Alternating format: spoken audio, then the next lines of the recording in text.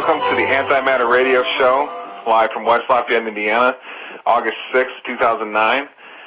Today, as you know from my announcement last week, we have Walter Cruttenden, author of the book Lost Star and the founder of the Binary Research Institute. He's coming on the show. He'll be on in about 7 minutes from now. And that's, as of course all of you know, we've been listening to the show. We've discussed his book every single episode of the Antimatter radio show so far, because the book is one of the most profound books that I've ever read.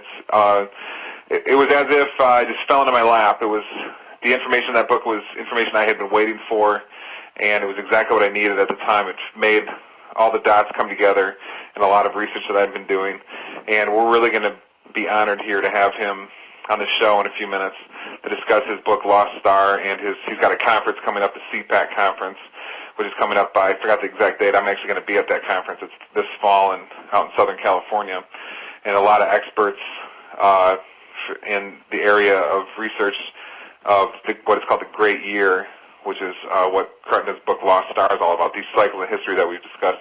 A lot of the experts in that area of research are going to be at that conference, so it's something that all of you should definitely check out. If you're in the area out in Southern California, you should check out the conference, or if you've got a couple $100 to buy a plane ticket and you can get out there, it's definitely worth doing, because this is what, I mean, as a lot of you have known from listening to this radio show, that we seriously don't mess around on the Antimatter radio show. We really get to the heart of the matter, the big issues. I do a lot of reading, a lot of research, an amazing amount actually, and I really sift through it all and clear all the garbage away and get to the real issues for you on this show. So when you listen to this show, you're getting serious information. We have a very empirical perspective on this show, so it's not a lot of theories, not a lot of guessing, and a lot of philosophy. It's a lot of hardcore information that you can establish for yourself, so you know that it's not somebody's wild idea that might be true, or it's not a theory that's true just because it sounds good or something like that. We all know that in the past, theories that just sound good, those are the ones that usually fall right on their face. You need to have verifiable information. You need to have data that all of you can perform on your own, to do real science on your own, to establish if something is true or not. Because if you have just a lot of theories, history shows us that that's where false information is derived. We have to have information that you can experience to know it's true or false. You need to be able to see it, carry out the experience yourself. That's where the Antimatter radio show depends on. Not on a lot of theoretical work. See, the academics, that's what they depend on. They depend on theoretical research, and that's why the academics very rarely make any kind of discoveries of any import. The news media will talk up the academics like they're just incredible, and they're making all the big discoveries.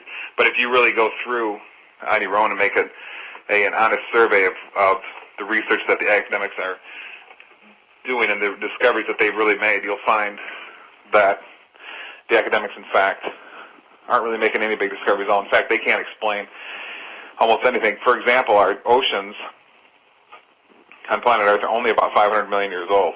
Now, the Earth is 4.3 billion years old, according to a lot of researchers. And so that leads to the question, where did the oceans come from? And the academics, of course, don't have any answer for that. They just have a lot of guesses, like, oh, they came from the comets. Like, all of a sudden, a bunch of comets hit the Earth 500 million years ago and created all these oceans, because comets are made out of water. That doesn't make any sense, because why wouldn't comets have been hitting the Earth all along? I want to make an announcement. Next week we have on the show James Nienhuis coming on. He's the author of Ice Age Civilizations, a book that I'm holding in my hands right now. I'm going to finish reading this incredible book by next week before he comes on the show. He actually is a person who holds the theory that the Earth is very, very young, perhaps just a few thousand years old. Now, this is an amazing theory, and I've been quite interested in this theory because some of the research that people put forward in it is quite stunning, and they're not messing around. They have some real information that people need to pay attention to. I'm not saying I subscribe to the theory in any way, but this is definitely a perspective that we need to hear. And James Nineheis, this author of Ice Age Civilizations, who's coming on the show next week, has, in addition to that theory, he's got all kinds of other information to discuss with what are called Ice Age civilizations. See, the academics tell us that there were not civilizations back beyond, say, 9,000 BC or so. We were all just a bunch of silly hunter-gatherers wandering around, very unsophisticated, just smart enough to hunt down a polar bear and eat it or something like that. But we have all kinds of evidence of civilizations such as Tiwanaku. Even the Sphinx shows us that there were massive, extremely advanced civilizations, perhaps well more advanced than us, that existed way back, further back than the academics will admit the civilizations existed, which is back before 9,000 BC. So James Nineheis on the show next week discuss these. He's the author of Ice Age Civilizations. So I think we need to get to our guest here, Walter Cruttenden. We're really honored to have him on the show. Walter, are you there? Sure am, Jeff. How are you? Good. How about you? Nice to talk to you. Excellent. Yeah, Walter is the founder of the Binary Research Institute, and as we've discussed, he's the author of Lost Star, a book that discusses what is called the Great Year, these cycles of civilizations that we've discussed on this radio show. The idea that in the past there were civilizations that were more advanced than, or in some ways they had technologies that we can have evidence for that were more advanced than technologies that we have now. For example, civilizations in the past somehow built these things called pyramids, and somehow could create a structure called Baalbek in Lebanon, which we've discussed in past shows. And our current civilization has no idea how to build these structures, so that leads to the question of how could past civilizations have built structures such as these. And then we also can look back through history and we see cycles of high points in history when these ultra-advanced civilizations existed, and then low points such as the Dark Ages when things seem to all of a sudden just fall apart for these civilizations. Their architecture and their structures fell apart, and and interestingly, these are often the times when writing existed in the low periods, almost as if writing is something for a Dark Age or low-end civilization, as if higher age civilizations had more advanced ways of communication that perhaps we can't even understand today. So also Walter he has founded what's called the CPAC conference, which features many of the experts and a lot of these ideas we discuss on the Antimatter radio show, and which you'll hear on this show today, and which are in his book Lost Star. This conference, you can go to antimatterradio.com, and you'll see right there on the homepage an announcement for this show, and you can click through that and get to the announcement for this show, which will have the banner for the CPAC conference, which all of you should definitely look into. If you're out in California, you should get to this conference if you can, because if you want real information, real empirical information to know what has been going on in history in the past, to know how you've come to be what you are in this, how humans have come to be what they are in this current age, to know who you are by knowing your history. This is I'm telling you, this is the best place to get information on that, so you definitely need to look into this. If you can't make it to the conference, check out Walter's book, check out the Binary Research Institute. That's also an institute that Walter has founded to research these ideas that we're going to discuss in today's show, and which are in his book Lost Star. And let me just give you a 30-second summary, and then I'll turn it over to Walter. His book Lost Star involves the idea that the cycles in civilizations that we've discussed on this past show, and which I just covered a minute ago, are somehow also correlated with the Earth being, our solar system, being actually being a binary system. That means that it involves two suns, two stars, not one, and they typically rotate around each other in some fashion. It can be many millions of years that it takes them to rotate around one another. And it's this progression of the binary system that our solar system is that is responsible for the cycles of history. That's what Walter's research at the Binary Research Institute involves. So Walter, why don't you just tell us about yourself first, and tell us how you came to a lot of these ideas and what your passion is in these ideas, and then let's get into everything else. Sure, Jeff. Love to. Once again, it's a pleasure to be on the show. And, as a little boy, I was very interested in history. And they taught us in school that everything is pretty linear, from caveman to modern man. And I had been reading a lot of books. My mom really encouraged it on very ancient civilizations, Babylon, Sumer, Akkad, Harappa, Mohenjo-daro, etc. And I was amazed by the extent of their knowledge, the knowledge of astronomy and geometry and fairly sophisticated engineering, mathematics, that sort of thing. And yet all this seemed to go away during the Dark Ages. These civilizations went downhill to where, Sumer, Akkad, Babylon, the whole Mesopotamia area, it turned to dust. They nearly became nomadic people. Same thing happened with Egypt. Many Egyptologists have commented that Egypt seems to be somewhat near its height at the beginning and then deteriorates over a long period of time until, again, it too is almost just gone to dust at the low point of the Dark Ages. So to me, I just had a tough time buying the linear theory of history.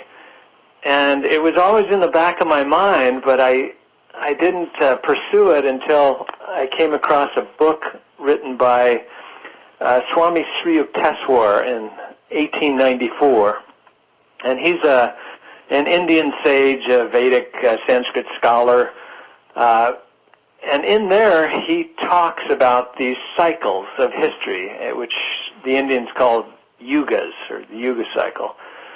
And they're very specific about how we go from the lowest cycle, the Kali Yuga, then to the Dwapara, the Treta and Thatya Yuga, which would be equivalent to the Greek ages of the Iron, Bronze, Silver, and Golden ages.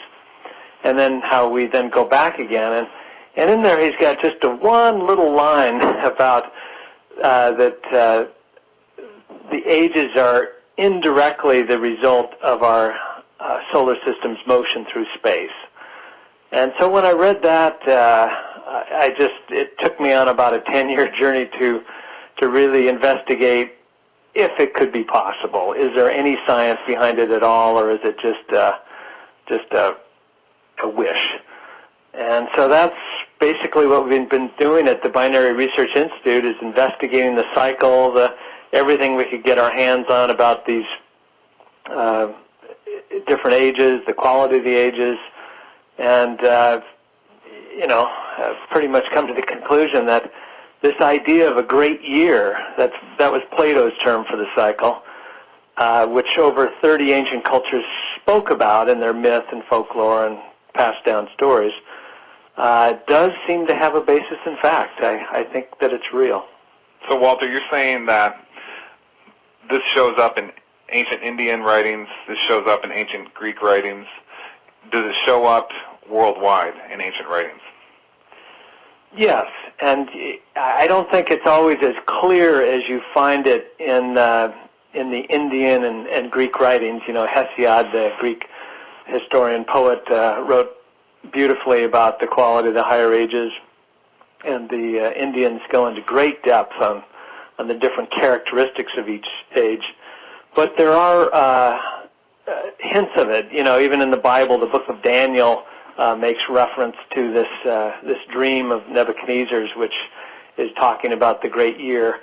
The great year in mythology is often symbolized as this iron, bronze, silver, and golden something. And the book of Daniel talks about those metals in that order, and then it goes in reverse order. How long is the great year? I mean, I know, but for the audience, how long? Tell us about the duration of it.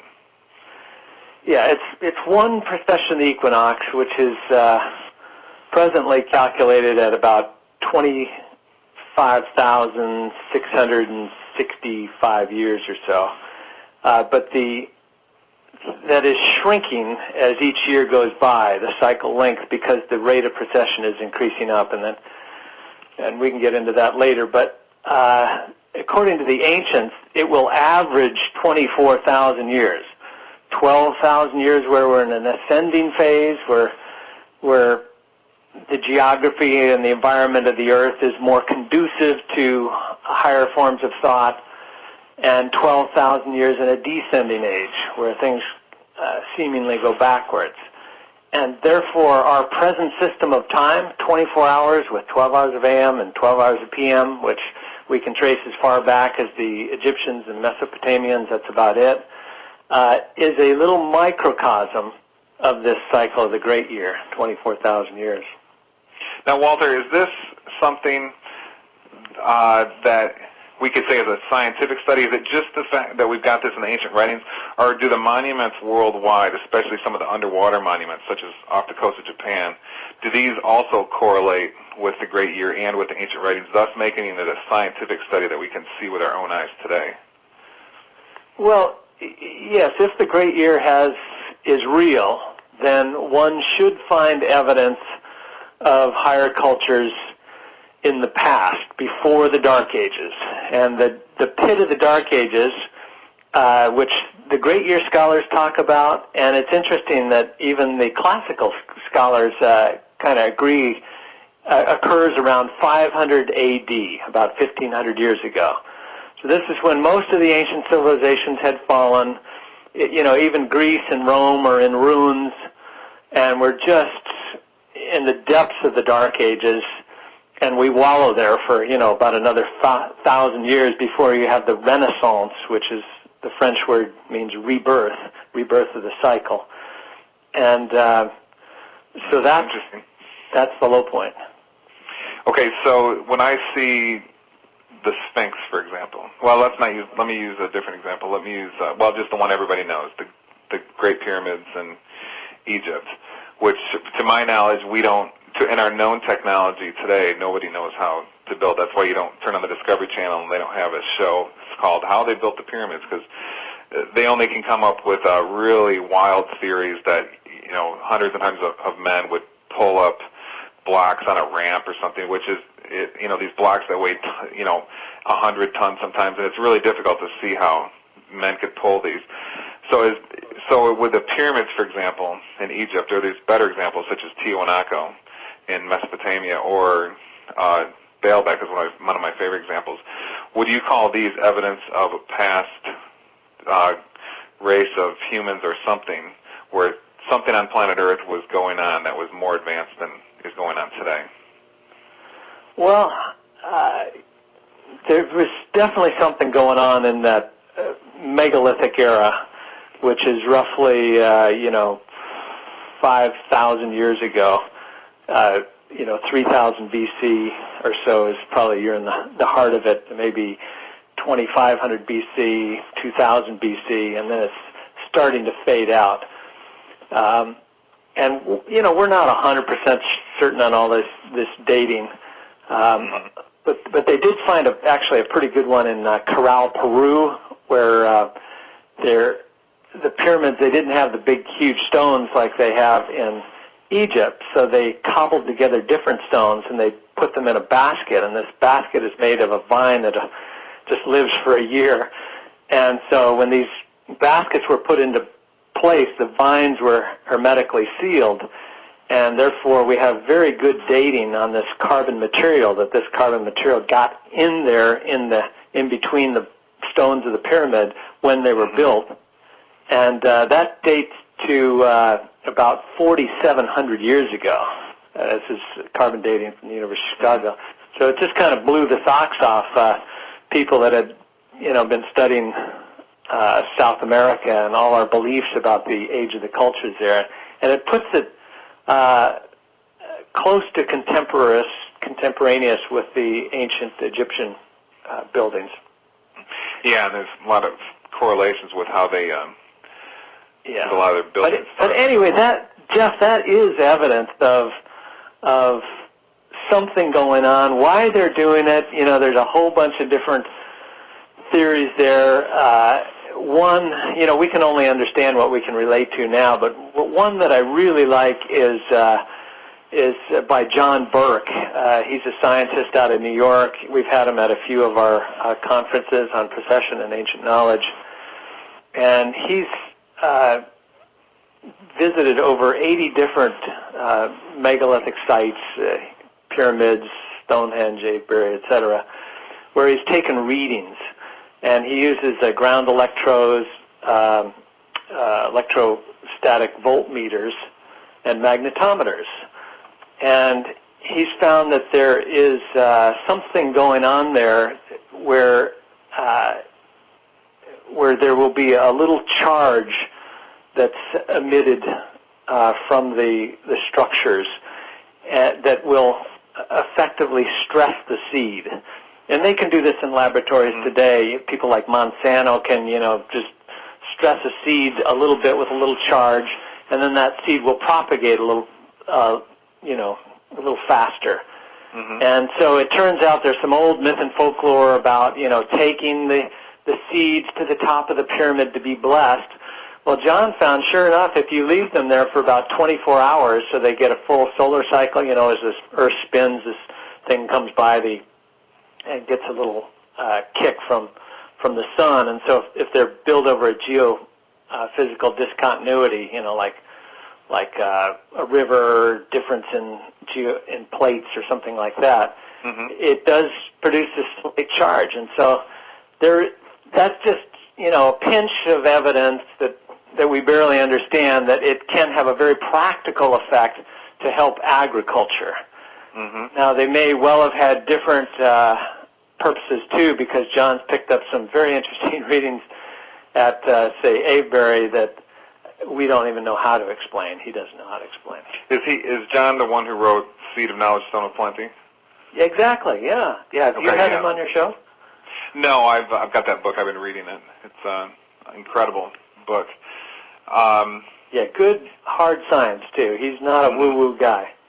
Yeah, isn't it amazing, Walter, how the academics they're not interested in any of this stuff. They're academics, and you don't have to. You can agree with me if you want, but I hold that they're basically, 90% of their work is exploring theories, and they won't, get some plane tickets and get their shoes on and pick up a shovel and go over and look at the, Baalbek over in Lebanon, which has, 800-ton blocks, and say, and try to find out what's going on with that. And, we can't build something like that today. And it's pretty interesting that they won't, they're just not interested, I guess. Part of it's being a little harsh. Part of it is they're controlled by where the money's coming from, but it's a pretty amazing scenario. Yeah. Well, in partial defense, there are a lot of academics who are great people, but they're just sticking to the hard science, and that's nothing wrong with that. That's a good baseline, how to figure things out. But you're right, some of these mysteries that are very difficult to understand, we do need to maybe think out of the box a little bit. And there are some academics, like Robert Schoch from Boston University. He's a tenured professor there, good guy, and he's, as a geologist, he's looked at the Sphinx, and he's turning back the dating on it. So, can I ask you about that a minute? Now, as far as I know, we've talked about that on the show briefly. Let me give a 5-second explanation. The Sphinx has evidence of significant water damage from rain.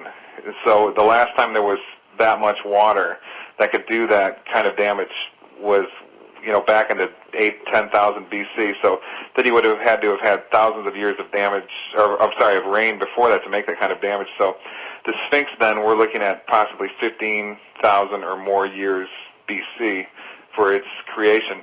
Well, do you agree with that theory, and how does that fit into the Great Year?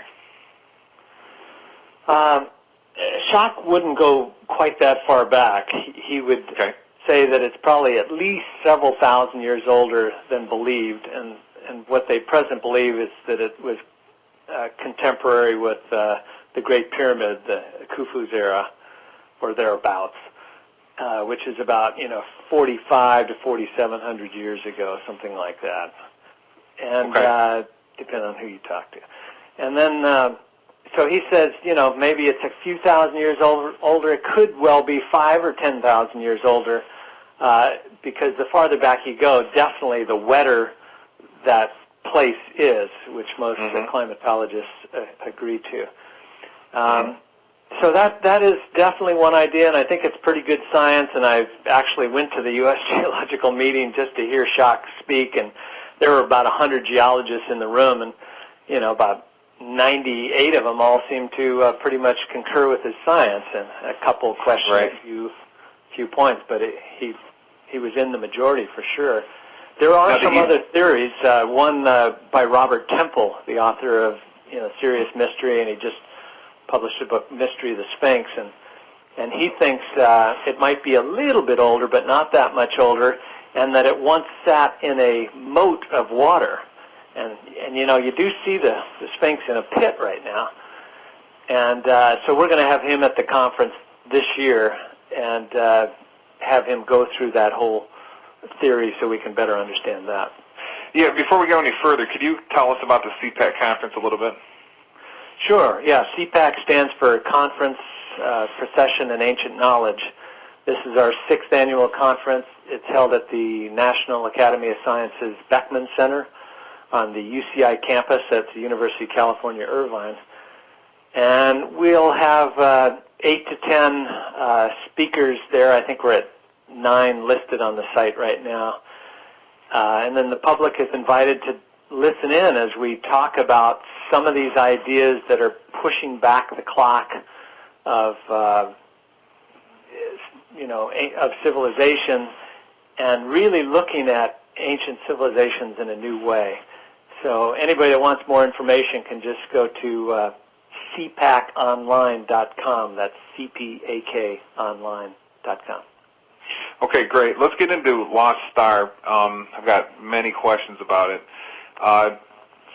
Let's address this. You in the book say, let's say you suggest in the book that civilization could be enormously older than we believe it is, due to the fact that if the ancients gained knowledge about the Great Year by mapping it, and for example, they weren't given the information by a more advanced race or something like that. We can get into that theory in a little while.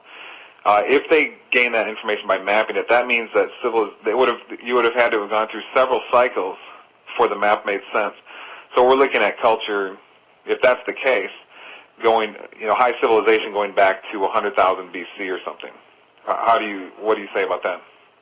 Yeah, well, that's consistent with what the Greeks themselves tell us. That and I mention them in the book. There's 4 or 5 of the ancient Greek historians, because we don't believe their history, we call them poets.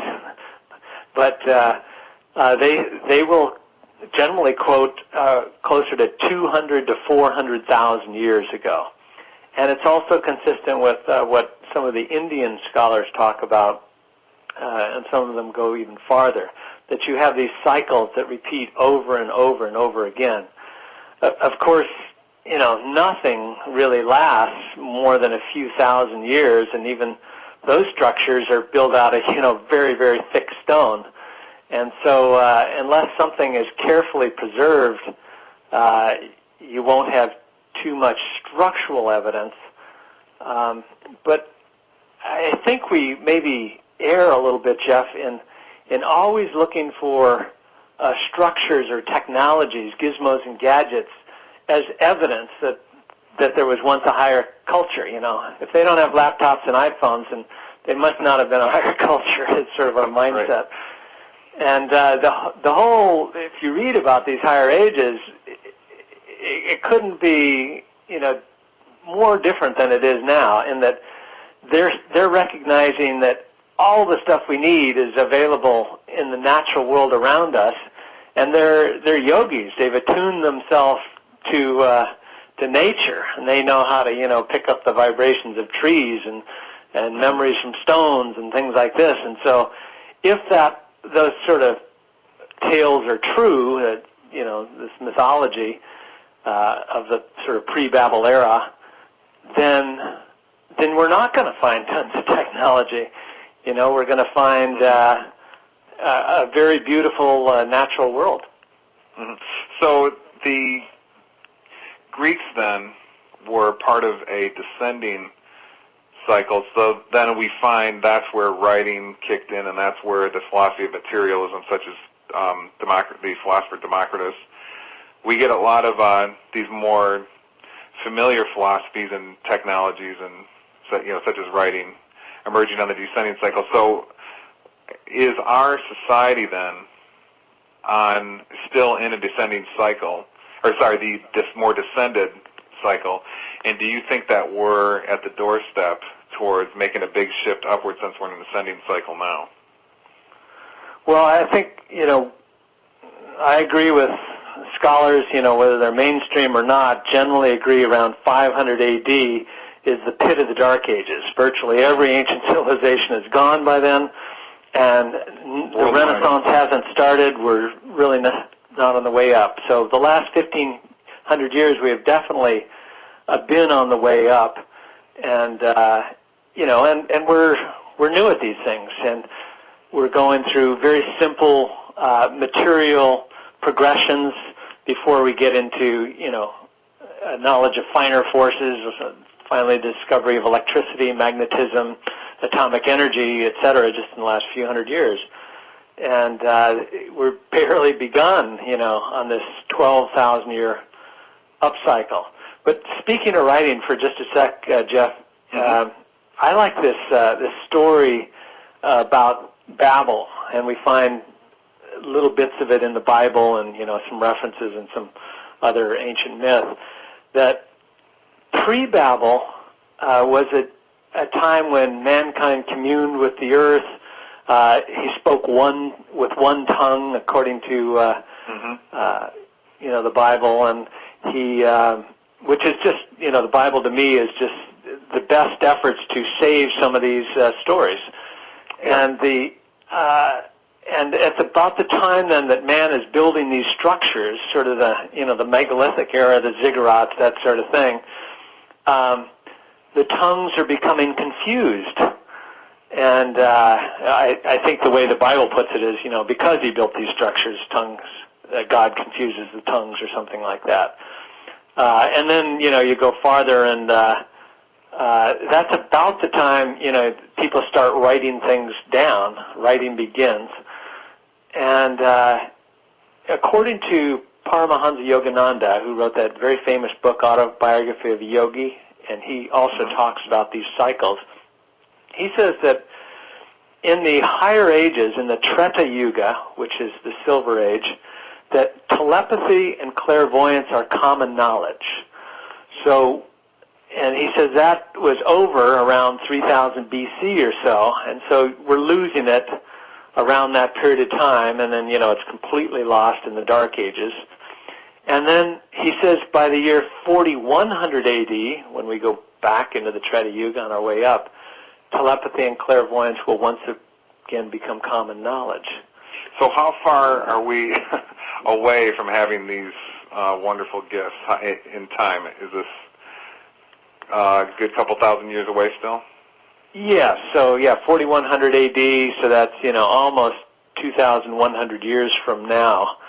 And so, that's not to say that some people that have really, there's always few people that are more advanced than the bulk of the population, and they seem to, I'm sure some people are very gifted in that sense, but clearly most of us are just dependent on telephones, laptops, writing, things like this to communicate.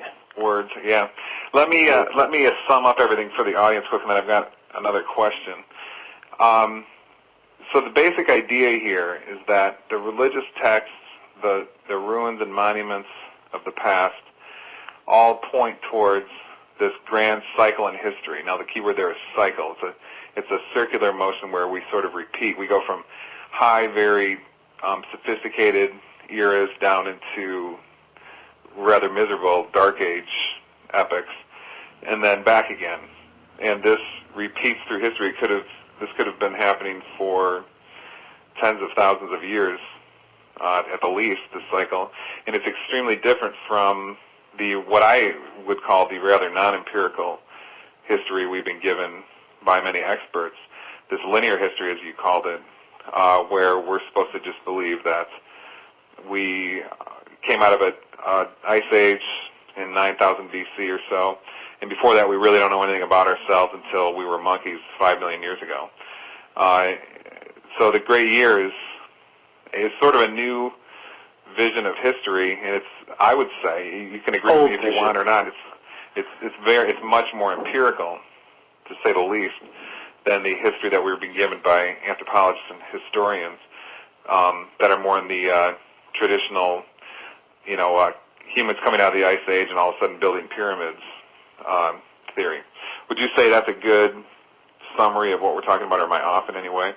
Well, I wouldn't belittle, anthropologists or archaeologists at all. I think, they're working under the present paradigm. We're still very much in the low ages, so we tend to look at just material things, and we tend to look at things very linearly. Mainstream science doesn't recognize the cycle yet, and so they're kind of forced to look at things the way they do. And when you're trying to piece together something from, little bits of evidence that are from thousands of years ago, it's so difficult to do so. So right. I think we're kind of right exactly where you'd expect at this point in the cycle. Mm-hmm. So it's the philosophy of materialism, the idea that what exists is matter and our consciousness is physical. Is this a low-age philosophy and viewpoint, or is it a high-age philosophy and viewpoint? It's definitely a lower age. I go into great detail in the book, what the Greeks say about it, what the ancient Hindus say about it, etc. But just a quick summary. So on the 12,000 years up, you have and let me use the Greek terms, they're the simplest, the Iron, Bronze, Silver, and Golden Age. Another word for the Iron Age is the Age of Man. Another age for the Bronze Age, the next age up, is the Age of the Hero. Another word for the Silver Age, this is all the Greek terminology, is the Age of the Demigods. And another word for the Golden Age is Age of the Gods. And so are we in an Iron Age right now? Ascending Iron Age? We're just on the threshold from the Iron to the Bronze, going from this gross Age of Man, material age, where we can only believe in what we can touch and feel and see, with the five senses, to the beginning of the Bronze Age, which the Indians call the electrical, or the Age of Finer Forces, and the Greeks call the Age of the Hero, where we can start to understand that the world is much more than just what we see, and we start to change our views about things. There's a lot of paradigm shifts that are going on in this type of at this time when you're transitioning from the lowest age, the material age, where you think we're just these physical bodies and nothing more, to beginning to realize that, hey, maybe we're energy bodies or souls or something like that, and maybe there are finer forces that can help explain a lot of natural phenomena. We're at that threshold. So you would say then that, let's take quantum mechanics, for example, which has quite convincingly shown us that the little tiny pieces of stuff that make up everything that we know of in the universe are little pieces of energy which don't have many, or if any, material qualities. So this was discovered and is influencing us and our philosophies worldwide now because we're in the ascending cycle, you would say. Definitely, and that's what's going on. The age we're in colors the way we look at things.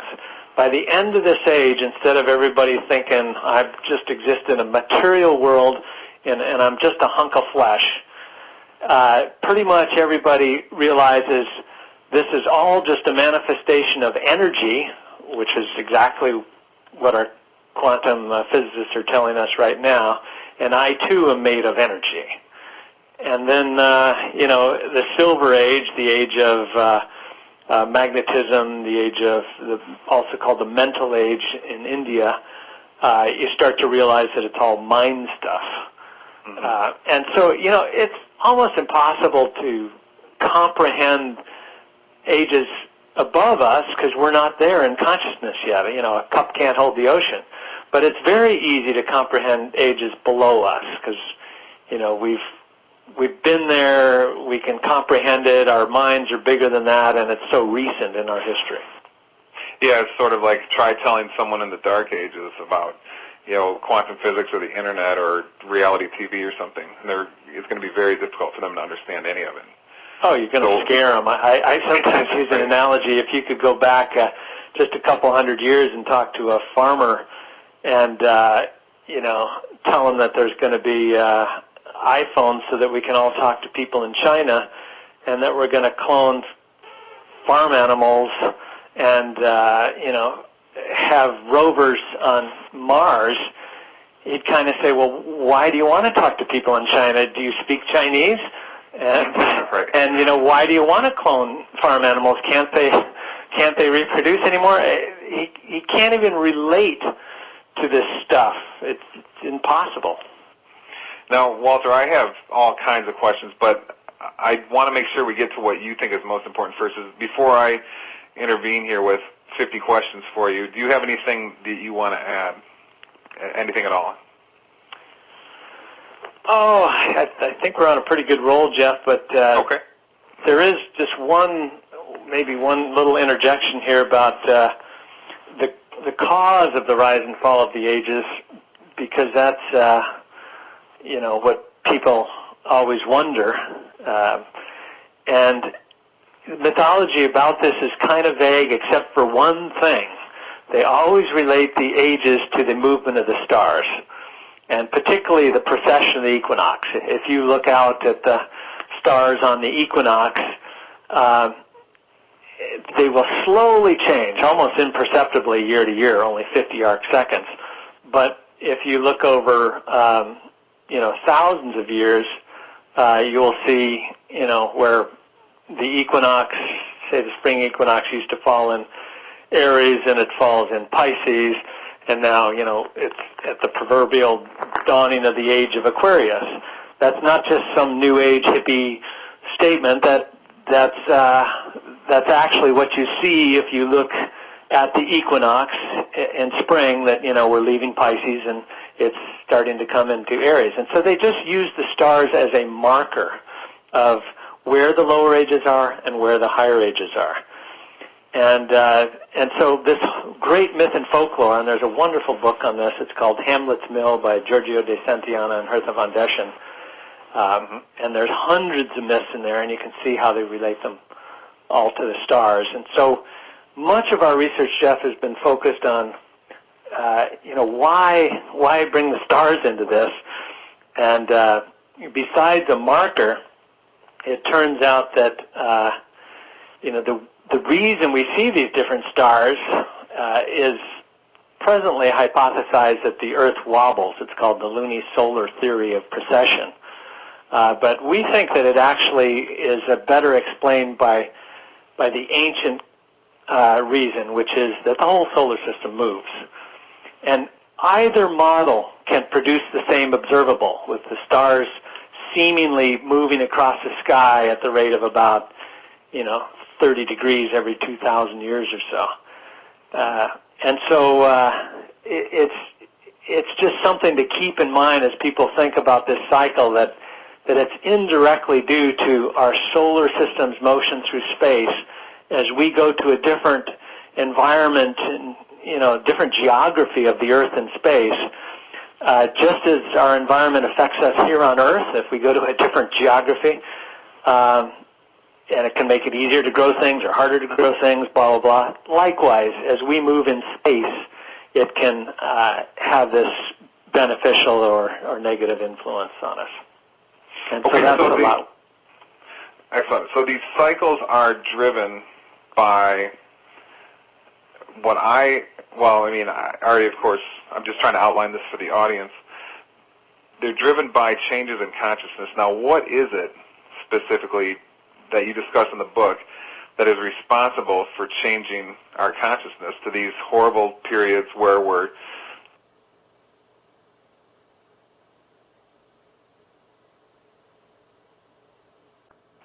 so ignorant compared to the high periods. In the Dark Ages, we were very violent and, well, I guess I would say unhappy, for lack of a better way to put it. And then in the high periods, we're so spiritually advanced that we don't even really need to use words and language, at least spoken. We use telepathy and so forth to communicate. What is it that's causing these changes in consciousness globally? Well, the myth and folklore is really vague on this, but there's a little bit that says it has to do with light, in essence. And so I guess think of it this way. As the Earth spins on its axis every day and we begin to face the sun, we receive the electromagnetic spectrum of the sun. It interacts with us, and our bodies are adapted to perform better when we're in the light, so to speak. And that's when we're in waking consciousness. And our bodies are adapted that when we're on the other side of the Earth, away from the sun, they slowly go into a subconscious state. So it really does affect consciousness, although we usually don't think about it, that it has to do with the rotation of the Earth and the amount of light that's affecting us. And the same thing works, too, Jeff, on the annual level, the annual cycle. The Earth at a slight tilt goes around the sun, and when we're tilting towards the sun and getting more light per square inch in our hemisphere, what happens? Things suddenly spring out of the ground, grow, give their fruit, and billions of things start migrating, spawning, and all sorts of activity takes place. And then as we keep moving and there's less light, things begin, they start migrating backwards, they hibernate, they shut down, the plants literally die. It affects trillions and trillions of life forms, this cycle, and just the waxing and waning of light. Therefore, if our whole solar system is moving through space, coming closer to and farther from another stellar source, you would have the same effect going on. There would be a change in light. And if you give two people a task to do, building something out of Legos or whatever you want, and you give one person light and the other person doesn't have light, it is just easier to get it done in the light. Now that's physical light. That at this low age we think of light as, only something you can see. But if you look at the electromagnetic spectrum, visible light is it's not even 1% of the spectrum. The spectrum includes gamma rays and X-rays and ultraviolet to infrared, micro. Yeah. And it's these other things that are impacting us, affecting us in some way that we still don't completely understand. And I think that is what indirectly causes the rise and fall of consciousness over long periods of time. So I want to ask two questions at once here. I want you to tell us about Valerie Hunt's work and how that plays into the great year. And also, with what you just said, are you specifically saying that when the other star in our binary system draws closer, the greater influx of light into our bodies and therefore into our culture as a whole elevates our consciousness? Let me take Valerie Hunt's piece first, okay? Yeah, I think that's a good idea. That is a good... so go ahead. Yeah. So Valerie Hunt was this pretty well-known professor at UCLA in studying physiology primarily. And when microwaves first came along and she was trying to understand the effect of these subtle energies on our bodies, are they good, are they bad, how do they affect performance, that sort of thing. And so she took a number of subjects and put them in a room, which is called a Faraday cage, and those people involved in electronics assembly will know this, that it's It's made out of metal and designed so it can eliminate a lot of the waves that are running through the atmosphere right now. Right now there's TV waves, radio waves, and everything going through us, plus all the natural waves. Magnetic field. From the sun, and even more, which takes a while to get into. But anyway, she found that when she put subjects in there and gave them a test to do, she was just looking to see how they performed on the test. But the results that came back were that when people were isolated for, more than an hour or two from sort of the Earth's natural environment in this cage, they became very uneasy, very edgy. Some of them just cried. They just wept. But they didn't know why they were weeping. Why is their body reacting this way? Why is their, their nature reacting this way? And so it appears that we need whatever's going on, the natural electromagnetic field of the sun interacting with the natural electromagnetic field of the Earth. We need to be attached to it, and when we get too far apart from it, it begins to hurt us. And NASA recognized this when they sent the first astronauts into space. That hey, people were getting depressed up there, and there is a way that you can reverse the effect. And Valerie Hunt noticed this by negative ion can be used to enrich the atmosphere and make people feel good again. Mm-hmm. And likewise, they do similar things now for our astronauts in space.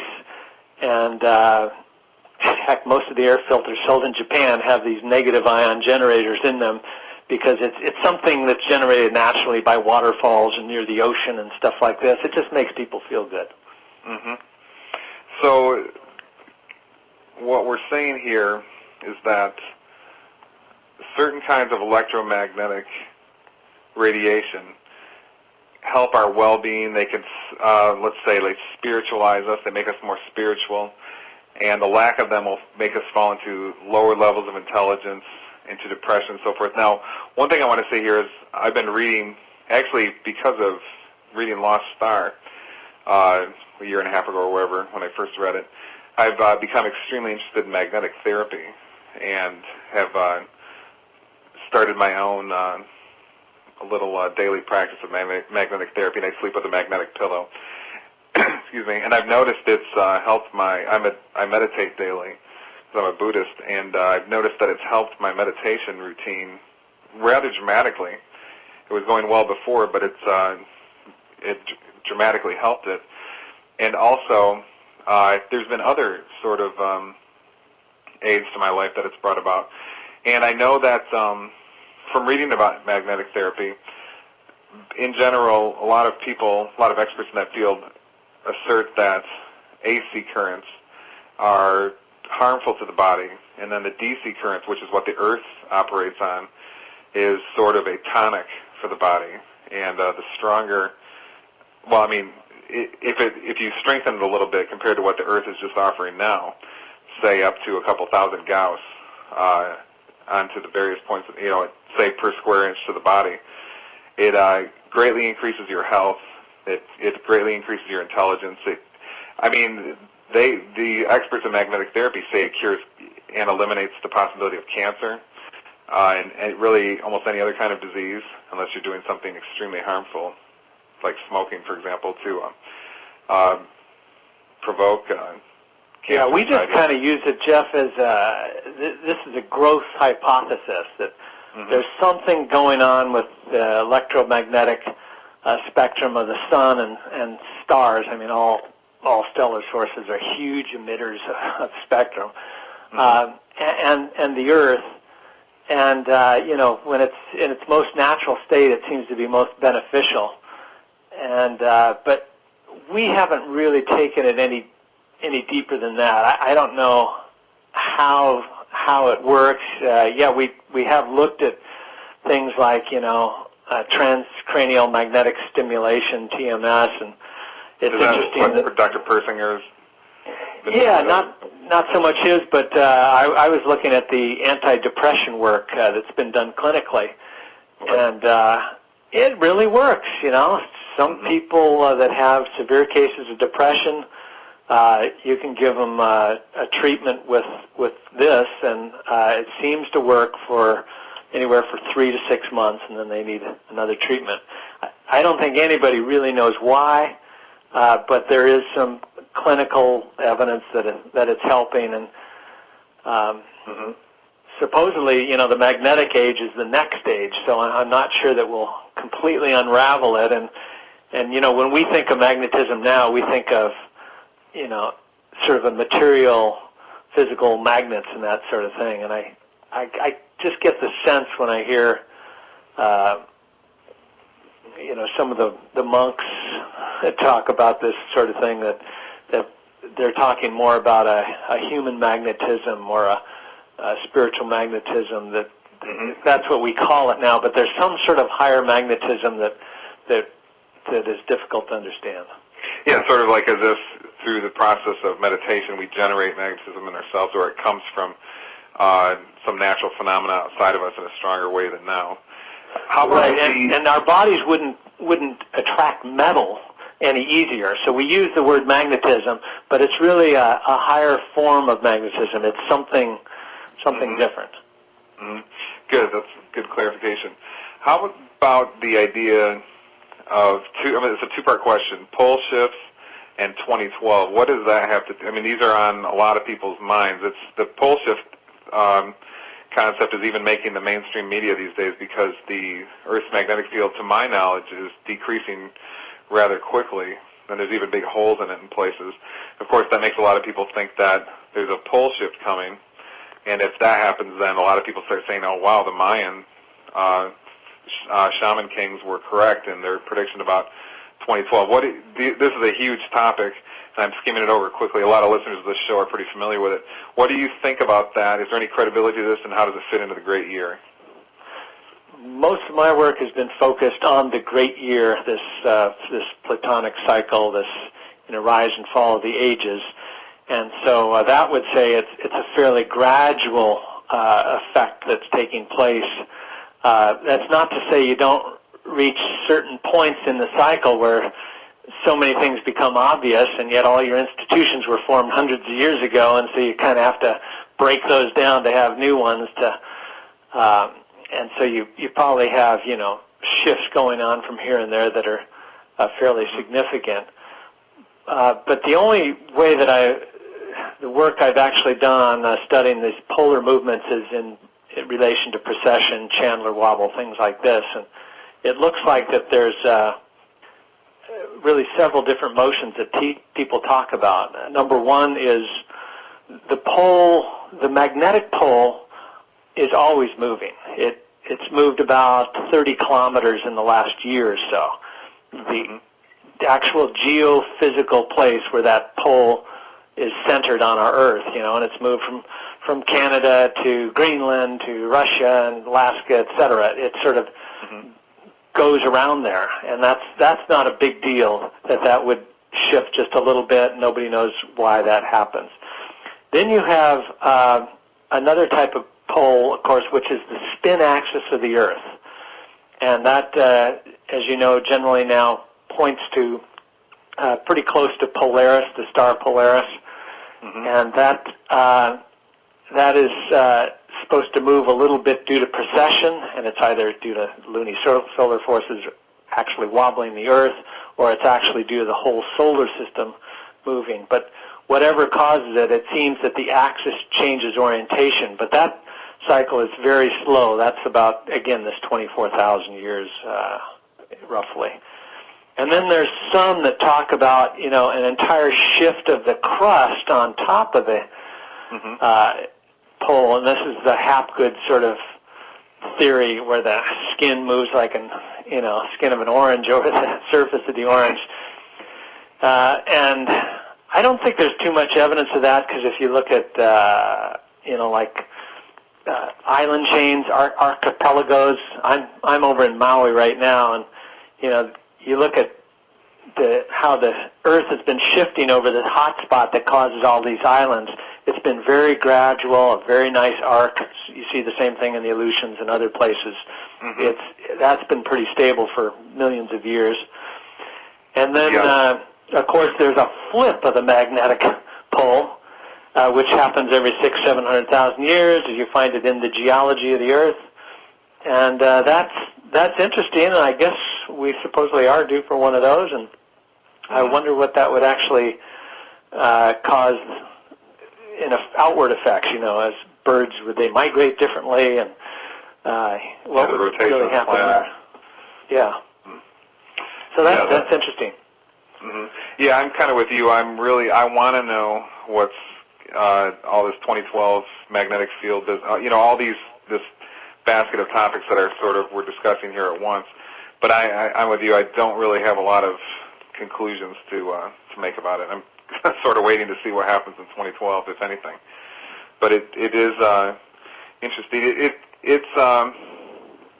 Yeah, we always have these things where people are saying the world's coming to an end, and it's throughout history, and that major changes are coming. And yeah, there's changes happening all the time, and certainly we're overdue for some changes. As our older institutions sort of fall away and newer ones replace them. But I just really don't have much more to say on the whole subject than that, other than I'm hopeful about the future. It seems like we really are in an ascending age. People are getting smarter and more aware, and hopefully we can all work together and create a better world. Yeah, it's exactly what I think. I think we're in for a future renaissance. There's a lot to worry about right now. We've got a lot of economic problems, and I think there's sort of a food crisis with the genetically modified food. And there's a lot of things you could talk about, but it does seem like we're in for a human renaissance. And based on what your book is talking about, we may, in 500 years or so, think that the problems that we have now weren't really problems because they were so easily solvable, because we could be that much more intelligent. It's just, you say in your book that the people in one age can't understand, in the Bronze Age, for example, can't understand so well people in the Iron. I really like that idea, because in my own mind, the way I look at the world, I just feel that humans have this huge brain and this incredible mind, and we're not using it to our capacity right now. That I'm not saying, the old cliche where people say, oh, you just use 10% of your brain and so forth. I'm just saying this organ that we have in our skull and this nervous system we have connected to it is the most complex entity that I know of in the universe. And it seems that we're just acting like a bunch of silly people on planet Earth right now in a lot of ways with our wars and so forth. It seems like there's a lot more that we're capable of. So it's almost like that's evidence for the idea that humans are much more than we currently believe ourselves to be, and the past ages and the future ages will verify that. Yeah. Speaking of how much brain power you use, there are a couple of markers for the different ages, and some of the Indian teachers do talk about you use very little of your brain capacity in the lower ages, and then it increases 25, 50, 75 until you're using the full amount in the higher ages. They also relate it to age.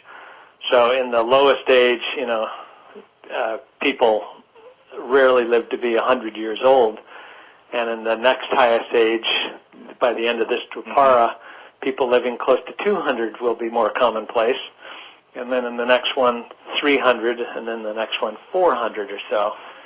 And, we have all these records, very ancient records around the world, the pharaonic dynastic lists, which show the ancient pharaohs lived these very long lifetimes, and it's fairly linear. The farther back you go, the longer they seem to live. And we have the stories in the Bible about Seth and Methuselah and people living a very long time, Noah. And same thing, the Chinese dynastic records, way back in time, the earliest ones, very long dynasties. They get shorter and shorter as you go towards the Dark Ages. And of course, since the Dark Ages, lifespans are increasing again. And so it's interesting how you can find these correlations to, our brain power, our age, the way we view things that tie in with the changing ages. Mm. Now, Walter, obviously this discussion makes us sort of think that a lot of what we've read about in the ancient religions is a little more literal than some people want to. It's very trendy now. For example, the church my wife and I go to, it's very trendy to say the Bible is basically, most of it is just symbolism and so forth. So, your book and a lot of the ancient ruins around the world and so forth, and what you're just discussing with the increasing ages, all make it appear that these books are, in a lot of ways, just history books that a lot of people don't understand at all right now. So now that leads me to a question. In these religious books worldwide, which I often hold more or less tell the same story in different words with some variations, but there's accounts of underworlds and dragons and creatures in the sky and ancient astronauts and sort of star beings from other worlds that came and created humans. What is your position on some of these more, what people call more fantastical notions of the world religions now? Are these also issues in the world religions we should take seriously, or what are your feelings about this? Boy, there's a whole study there, in what's true and not true in ancient myth and folklore. Again, I really love this book, Hamlet's Mill, because it looked at so many different myths, and then they would trace the same myth from different country to country, and sometimes different countries would put a different spin on it, and you could get a little different feeling for it. But,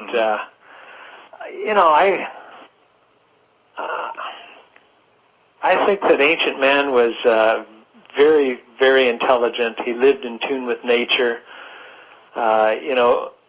He could do things that we can't imagine. And so in the darker ages, they would refer to that as, magic and things like this.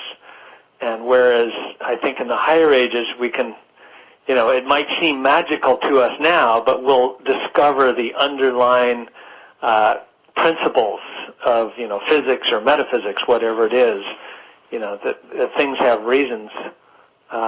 There's an interesting story somebody recently sent me. He's a professor, and he teaches the yugas at Ananda University in Northern California, and David Steinmetz. And they recently took a trip to Egypt, and they were studying, I think it was Ramses II or Ramses III, which happens to be, in terms of the Yuga cycle, right about where we are now. So we're 1,500 years ascended from the Dark Ages, and this was about 1,500 years before the pit of the Dark Ages.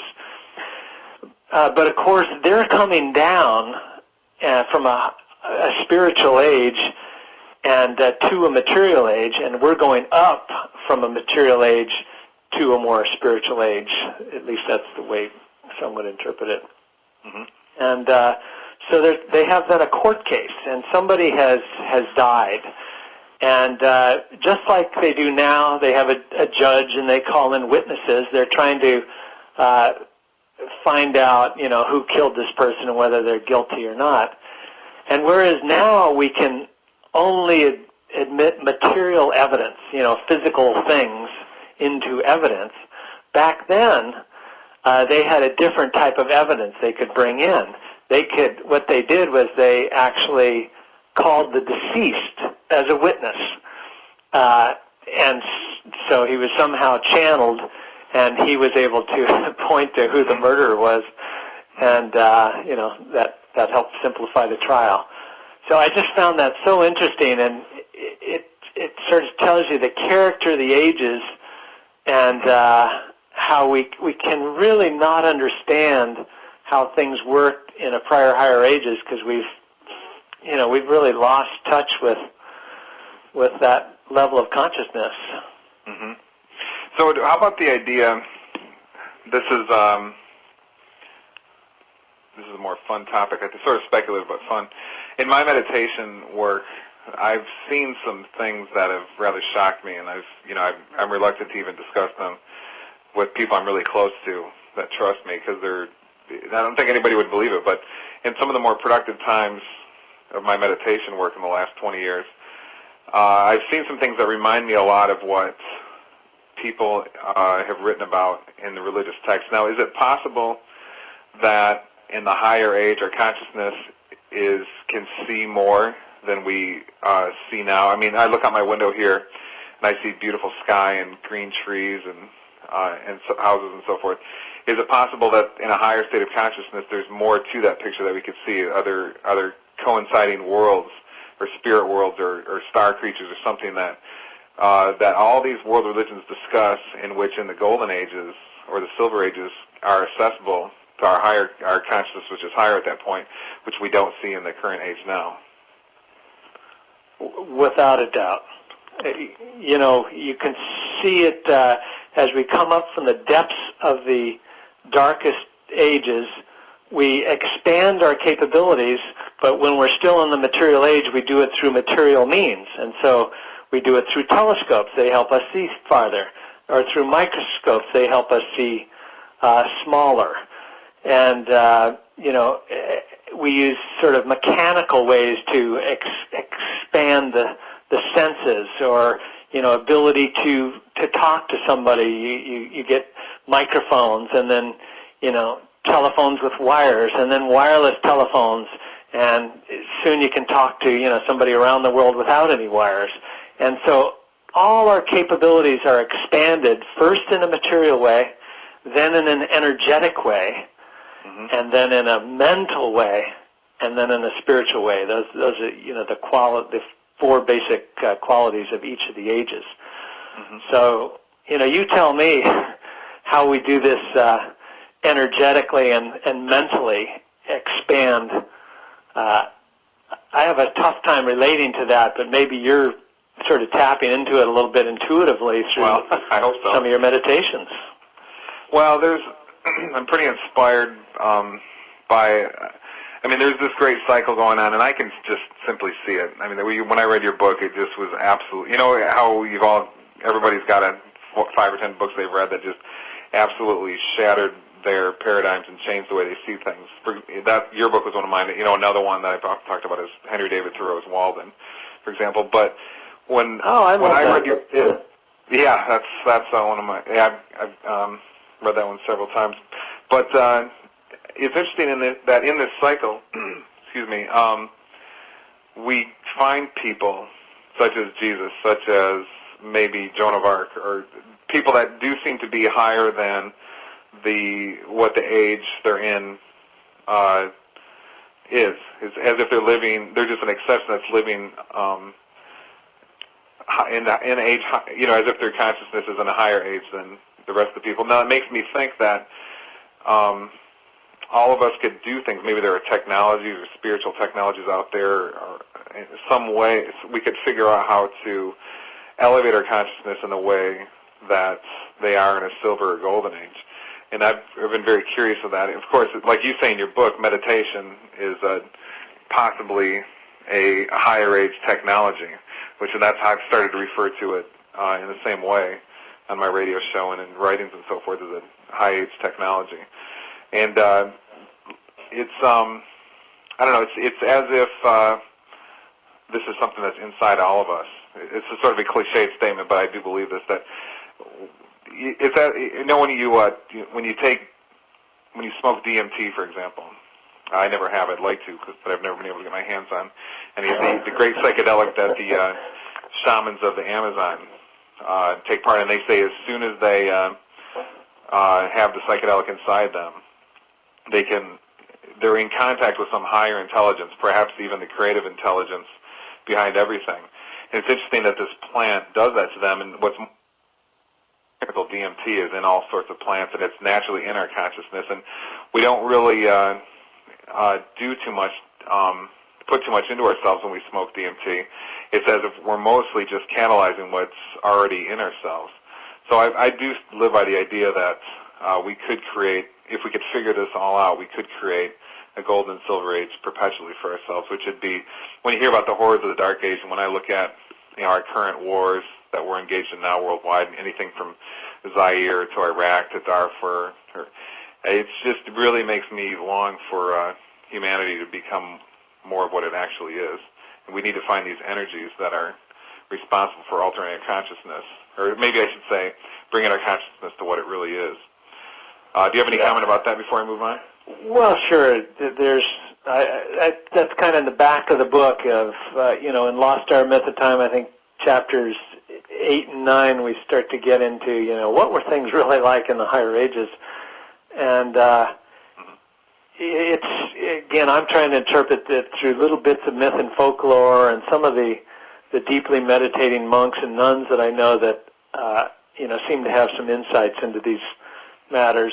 And so, yes, meditation, I'm trying to sort of understand the technology of it, but some of these advanced practices like Kriya Yoga, they actually interpret it or talk about it in terms of, running the energy up and down the spine, awakening each of the chakras.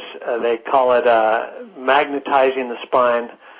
And so it's just a sort of a Dwapara way we can look at a higher age technology, by talking it in terms of energizing, magnetizing, things like this.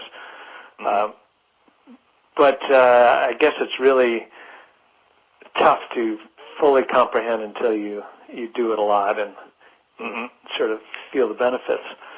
So now you don't... sorry, go ahead. Go ahead. So you don't... So I've heard you... George Norrie asked you when you were on Coast to Coast AM, if you... Which that was a great show, by the way. All the listeners should go try to find that on the internet or something. Just look up, I think on YouTube, Walter Cruttenden, George Norrie, or Coast to Coast or something. And that was a fantastic show. But he asked you if you subscribe to an ancient astronaut theory, sort of the idea that humans are created by what I like to call star creatures, advanced, you could call them gods or, sky travelers or aliens or whatever you want. But sort of something along the lines of a more advanced race that came to Earth and in some way or another created humans, whether by genetically modifying apes or, sort of splicing their DNA, the star creature's DNA with apes to create, us, which is a go-between, or, a mediary sort of creature. And then they gave us plants like hemp and taught us how to farm and taught us about the great year and so forth. Now, you have said on George Norrie's that you do not subscribe to that theory because we don't see these creatures anymore.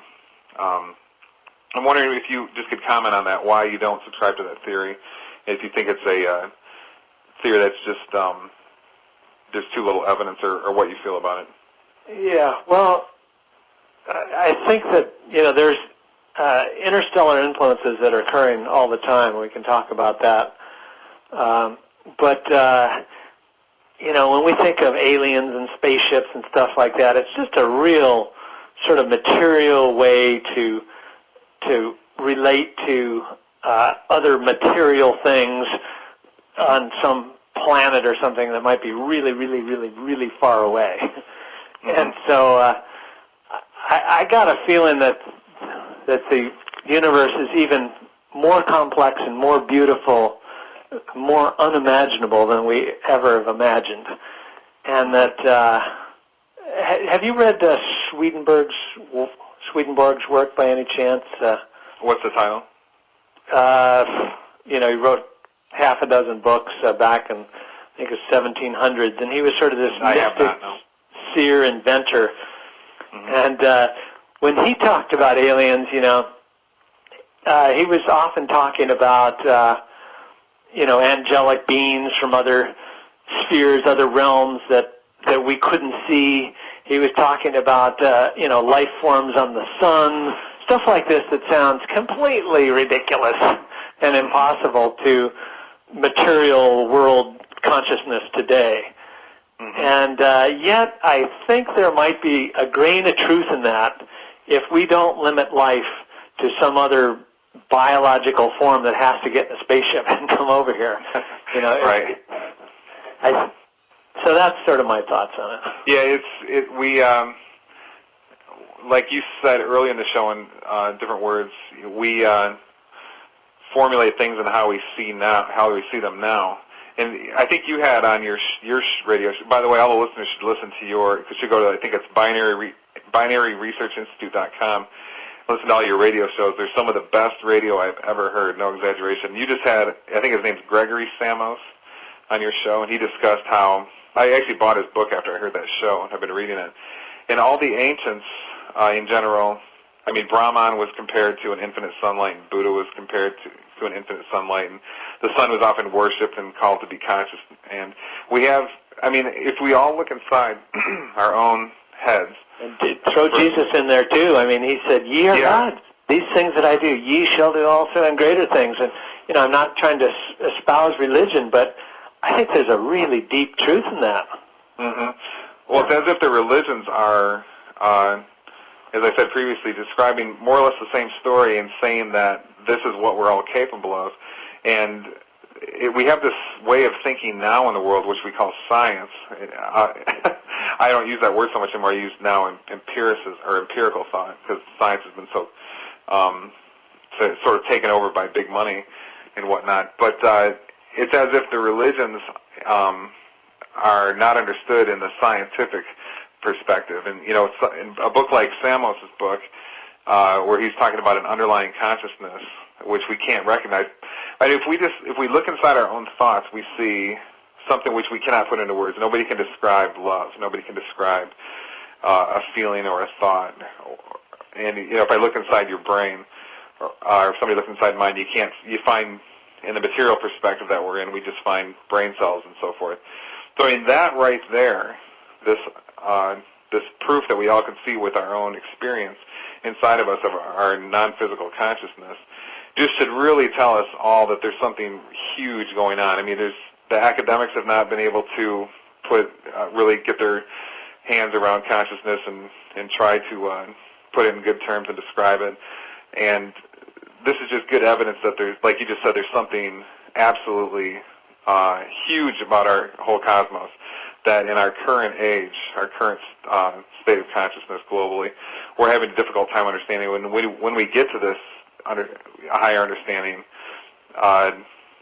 we wouldn't be able to communicate it to, you know, who we are now. Right. So you talk about religion, spiritual things. When we try to interpret these things at the lowest age, the material age, we put this material cloak on it, and it's probably the farthest thing from it. And, right. You know, we have no direct contact with God. You know, it's going to come through a priest, who comes through a pope, who comes through, you know, some divine books, and it's really remote from the self. Versus, you know, you get into the higher ages, we begin to, you know, realize what we are, and we're so much deeper. And I think it gives us just a great, beautiful insight to what religion or spirituality is. Mm-hmm. Let me ask you something. Are you familiar with the work of Paul Laviolette? By any chance on the pulsars? Yeah. I have studied some of his stuff. Yeah, I find his work, I'm actually going to have him on the show here in the next couple weeks, because his work has absolutely shocked me as much as yours has. He basically, I won't recount all of his work now, because we've talked about it on the show in detail in the past. But in general, a 10-second summary, he's got a sort of pretty good evidence. I was going to say proof, but let's just say very good evidence that there are galactic civilizations in our solar system, and they all are sort of communicating information about energy waves that are pulsing out from the center of the galaxy. Now, what I want to ask you is it possible, as some authors nowadays are suggesting, that our elevation in consciousness and our descension in consciousness could be in part, you know, the great year, it could be in part caused by a totally different energy source than what we've talked about so far in the show, and it could be something, for example, of cycles in the energy from space, such as coming from the center of the galaxy. What are your thoughts on that? I've heard Paul talk about that, and Paul has some pretty good credentials, I think, as a physicist. Mm-hmm. So it was interesting to see him hypothesize that, and I do know that that all stars are emitters of electromagnetic spectrum and huge generators, and the biggest mass of those anywhere near us, and it's really not very close, is the galactic center. It's almost 23,000 light years away. So it would be logical, I guess, that you'd have sort of more energy coming from there, and so that's kind of what Paul has said, that there are these bursts from time to time. Before about, I think 1997, it wasn't even believed that any star could affect us in any way. Yeah, right. And it was that year a nurse was driving home from a Seattle hospital. She had the radio on, and she, was suddenly switched to a North Dakota station or something like that. And that's, at the same time, ham radio operators went off the air and things like this. And some astrophysicists happened to notice, this is just like, a solar flare event that affects radio communications here on Earth, but it's happening at night.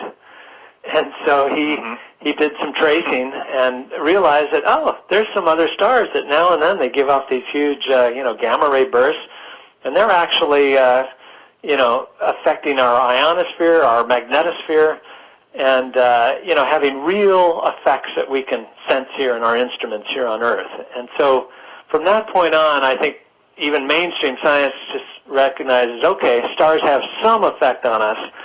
And it appears that Paul's work is sort of a follow-up to that, to try to explain some of the great year stuff. But I do lean a little bit more towards some of the Vedic interpretations, even though I don't understand it as much, that it's due to this motion of our solar system, bringing a waxing and waning of light than it is sort of to any outburst from the galactic center. Now, let me ask you this: the star that you theorize in your book Lost Star, Myth and Time, as being our binary partner, is the star Sirius. Which, well, hold it. That's just if there's a visible companion. I spent 2 chapters going through the other scenarios: brown dwarf, black dwarf, red dwarf, black hole, all that sort of thing. Also. Yeah, a lot of people, the reason I bring Sirius up is because a lot of listeners of this show are going to instantly, as soon as they hear about Sirius, they're going to instantly think, there's the Dogon and the Egyptians, all these ancient cultures are absolutely obsessed with Sirius in various ways. And then we also know that there's something strange, there's that, what's the name of that book? Here it is, right here on my shelf. Secret Architecture of Our Nation's Capital by David Oakson, published by Perennial. On page, it's just in the first couple pages, page 4 and 5, he discusses how our nation's capital, known to very few people, is actually outlined in the hieroglyphs of what the picture that the Egyptians used to describe the star Sirius, the Sirius star system. So there's all kinds of these indications worldwide, past and present, of people in power positions or ancient cultures being absolutely concerned with the star Sirius. How does any of this play into the possibility that Sirius is our binary system, and why would it be of such interest to ancient cultures, and even perhaps whoever the designers of the nation's capital were? Right. Well, there's all sorts of pros and cons to Sirius being, a companion to our sun, and most astronomers, astrophysicists would just instantly dismiss it because Sirius is, a little over 8 light years away, presumably, and that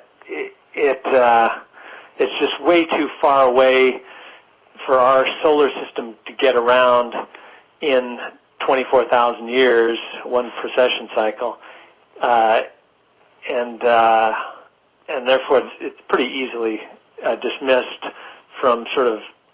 But then you commonly discuss in your book how the solar system it appears is moving much faster than people previously thought. So therefore, Sirius is it could be a feasible scenario. Right. Yeah. On the positive side, the work from Reg Cahill, astrophysicist down in Australia, says that the solar system is moving much faster than people think it is, and it's hard to measure because you say relative to what, and if you're measuring to some star, well, how fast is the star's moving, and do we really know? And so, but he measures against the cosmic microwave background, the CMB. And there's pros and cons to that, but you're right. He absolutely nails exactly the speed that we need to get around Sirius and back. And so he's got some interesting papers on that, and I would encourage mainstream scientists to look at that. Another thing is that Sirius seems to move with the sun in spite of precession. And there's a lot of articles on this. There's one recently by Jed Buchwald, who's a professor, astronomer at Caltech, professor of the history of science there. And he talks about these ancient records of Sirius, so it just keeps about its same distance to the sun, its markers, solstice, equinox, that sort of thing, which is very unexpected, because stars are thought to all separate themselves due to precession. And then there's some people dismiss that it's just the way Sirius sets in the sky, but I'm not 100% sure. Fourier, the great mathematician, thought there was really something to it, although Biot ignored it. There's the Homans out of Canada, and they've done some interesting transit work with telescope aimed exactly at Sirius, and it's a fixed telescope. It's sandbagged at the bottom, it's bolted in, it just points at Sirius, and then, so they see it once a day in the crosshairs as the Earth spins and gets back to that point. And they've been running this experiment for over 20 years. They find no precession in relation to the star Sirius. And, no other scientists can believe their data. I went up to Canada. I met them. I checked out their stuff. And they have fabulous records. They have a radio tuned to the atomic clock at Fort Collins. They actually keep it in the ground to keep the crystals cold. These measurements, transit measurements, average out over time.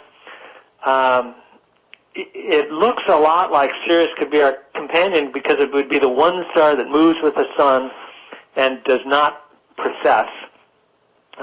Because precession. Tell us about. There's evidence apparently that was it called Gravity Probe B or something?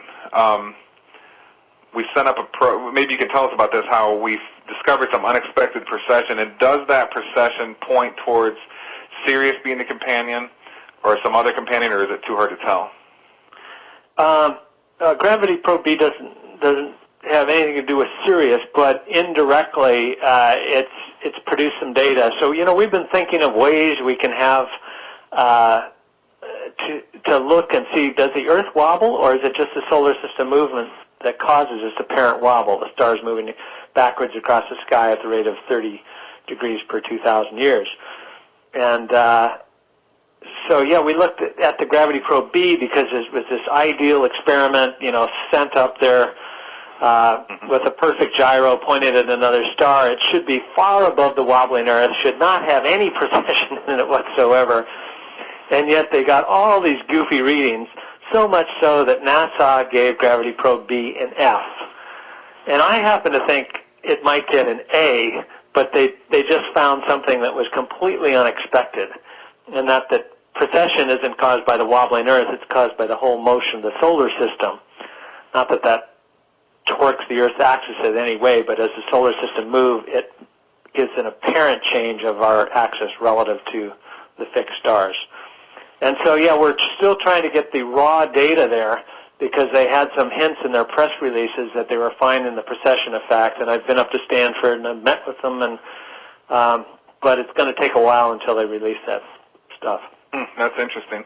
How about some of the other theories, such as Andy Lloyd has what he calls the dark star theory, the brown dwarf theory.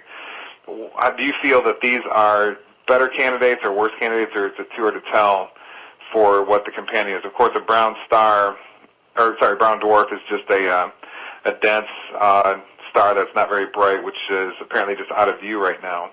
Now, of course, the Zecharia Sitchin crowd is really behind that theory. Can you tell us a little bit about the brown dwarf theory and how you feel about it compared to the Sirius theory? Yeah, I lean towards the visible star theory, not just because of the experimental data we've seen and the historical records that it seems to move with the sun, but because so many ancient cultures point to it also. The Egyptians, it said it brought life and took it away. I mean, it just sounds like that's the driver of the great year cycle. Right. They called it Isis and their thing. The Shinto in Japan, they align their temples to it, and they call it our second sun, period, quote unquote. Mm-hmm. And so there's so much evidence like that. Also, if we were in a binary system in another stellar system, a million light years away or something, we would just naturally look up and say, okay, if this is our sun, then the next brightest star would be our logical companion. And, the brightest star in the sky for us is Sirius, and yet we dismiss it because we have this other theory that kind of gets in the way of even thinking we might have a companion. So, yeah, I go towards that, and the brown dwarf, we had to look at all those possibilities, but our technology nowadays is such that if there's a brown dwarf there or even a black hole there, we would have detected something by now. And so I do lean towards the other way to go. As far as the whole Sitchin thing and Nibiru, it's very interesting. If you read the footnotes in Hamlet's Mill, you'll find some very old references to Nibiru, which, it goes back to Sumerian records. And right. They don't describe it exactly like Sitchin does. They do call it a crossing star, but they say that it is the brightest object in the sky. So that would either be, so some early scholars thought that it was maybe Jupiter that they were referring to because it's the brightest planet, or Sirius. And so there's a number of scholars that think Nibiru actually means Sirius.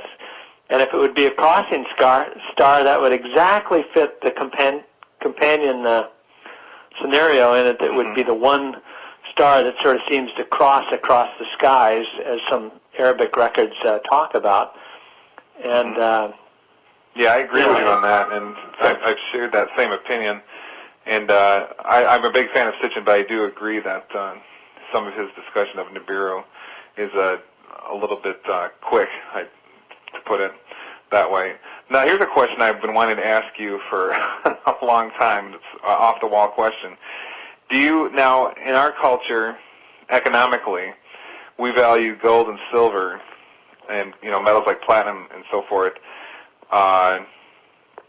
in bronze and iron in certain ways, and they correspond, it seems, in the same way that, like the golden age is the highest age, and gold is our most valued metal, and then after that is, say, silver. Is there any correlation to this, why we still in our current age, I for example, know people that are investing in gold, and, it's just a practical investment, but it's just interesting that of all the amazing metals out there, that gold is the one that's still most valued, and then we call our highest ages golden ages, and then, of course, past cultures, such as the Mayans, were so interested in gold. Is there anything to any of these correlations? I think there is, yeah. Why are certain metals and certain gems valuable? Why do we hold them so dear? And I think it goes back to myth and folklore, and perhaps some higher age science that we've lost knowledge of. Sri Yukteswar talks about this I think it's an autobiography of a yogi, that certain gems and certain metals have subtle properties that can be beneficial to us. And so it might explain, why, in olden times a king would wear a crown of gold with certain gems implanted in it, and he'd put it on his head, and then he'd sit in a certain chair, a throne facing a certain direction or something. It's probably part of some ancient meditation technique or something. And many people, of course, today now wear bangles, and but Euclid says that the gem has to be worn next to the skin to have an effect. And they interestingly often have magnetic properties. A lot of gems do. Yeah. If you think that we're still in the lower ages and there's a lot we need to learn about subtle energies, and then at least we have to keep an open mind to that there's some truth there. But I sure don't understand it at this point. Mm-hmm. Yeah. What do you, in all your study of past cultures, I know that you're a big fan of the Vedas, and you've recently talked about Stephen Knapp's research on your show, and that prompted me to actually buy a couple of his books, which I've not been able to get into much lately. What is of all the cultures you've studied, what's the one you're most impressed with and you're most inspired by? Well, it probably is that, in that the Indian culture, they have their more intact documents from long, long ago, apparently, than any other culture. When people were going around trying to write down the myths before they were all gone in the late 1800s, early 1900s, mm-hmm. they found that in certain places in Nordic countries, Finland, for example, they could find somebody on one side of the country that would recite their national myths there, and somebody on the other side could recite them also, word for word, and they'd never talk to each other, and they're reciting these myths that have never been written down. Mm-hmm. And same thing happened in India, but on a larger scale, where people in different parts of the country could recite these books word for word. Mm-hmm. And so because those books appear to date back to a very long time ago, we often use them to try to understand what the higher ages were like. So what do you think about something like Stonehenge? There's a lot of discussion of how it was the dimensions, like with the Great Pyramids in Egypt, were dimensions of the solar system.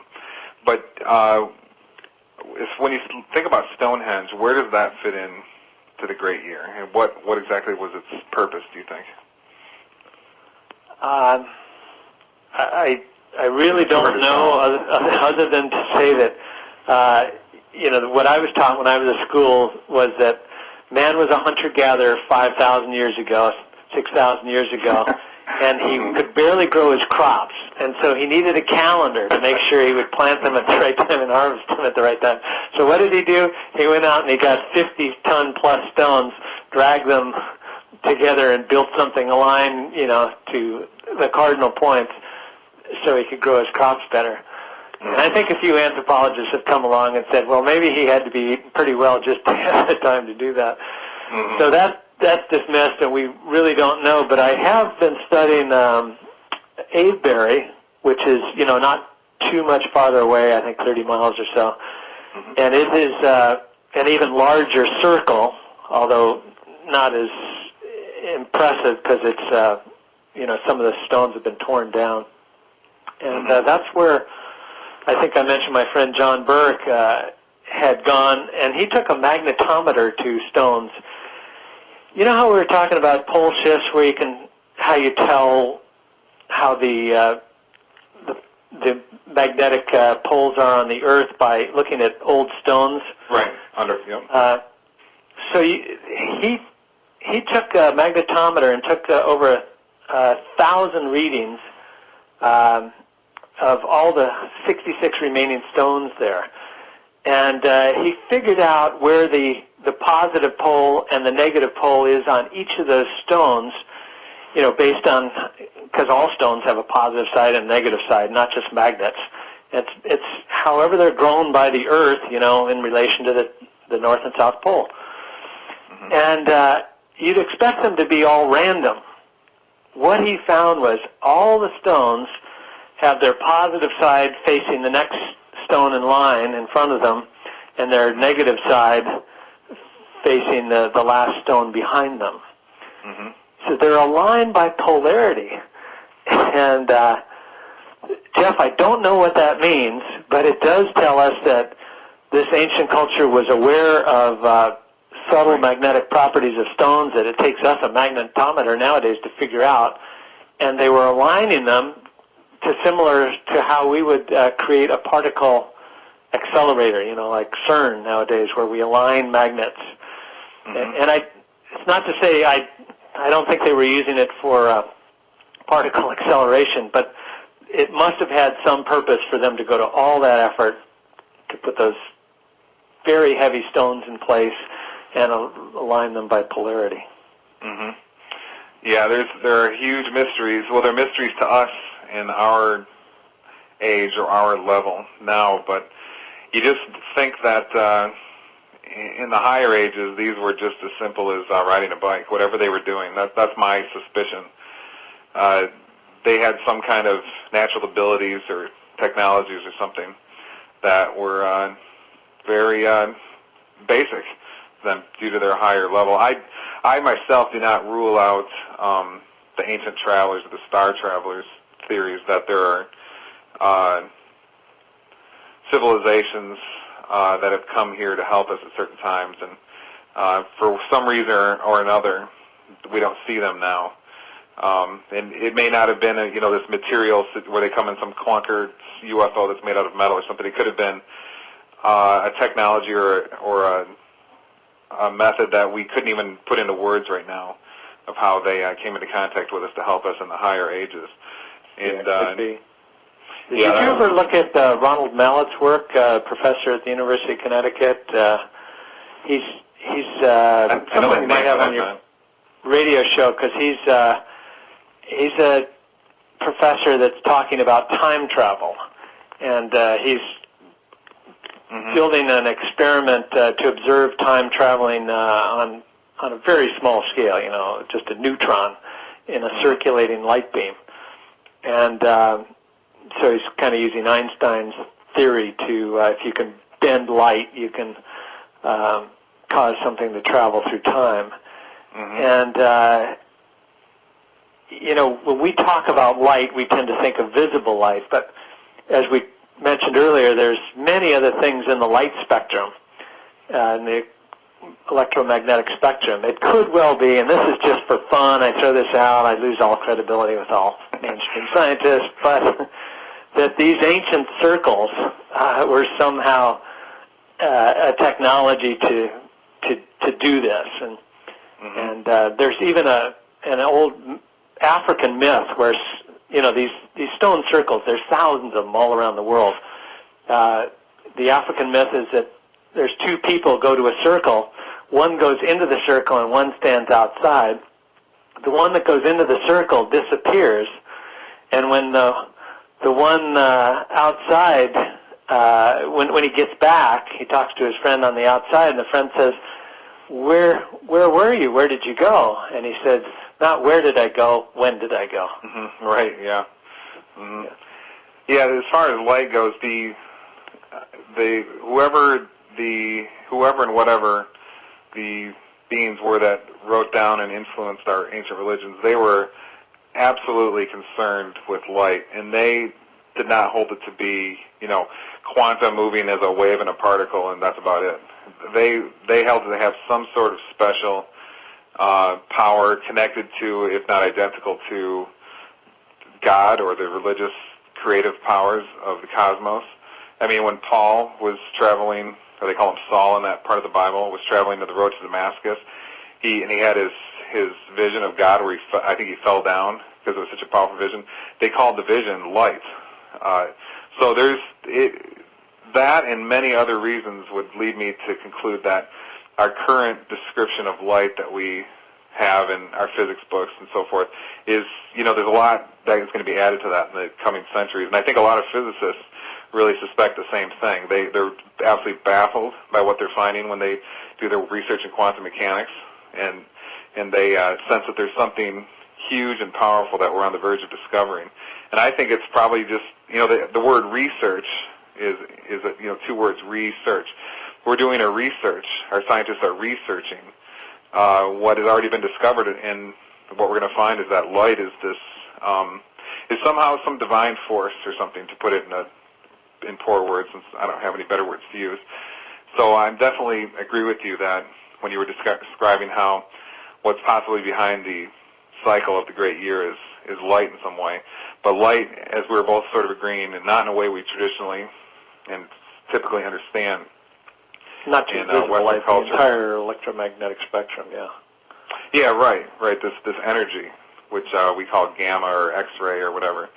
There's something, since the ancients were so concerned with it, something pretty amazing to it that we're going to find out, and that perhaps people are finding out through meditation. Now we're coming close to the end here. Is there anything else, Walter, that you want to add? You can plug any of your websites and your books and the conference, or anything else you want to add? You've got the floor. Yeah.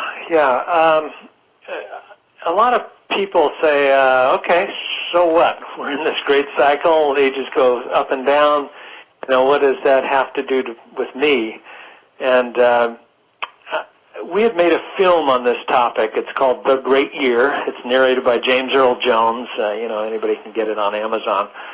And we've had just some wonderful feedback from that film, including a letter I got, email from a school teacher who had seen it. And she was sort of halfway through the film, and she found herself crying. And she didn't know why she was crying.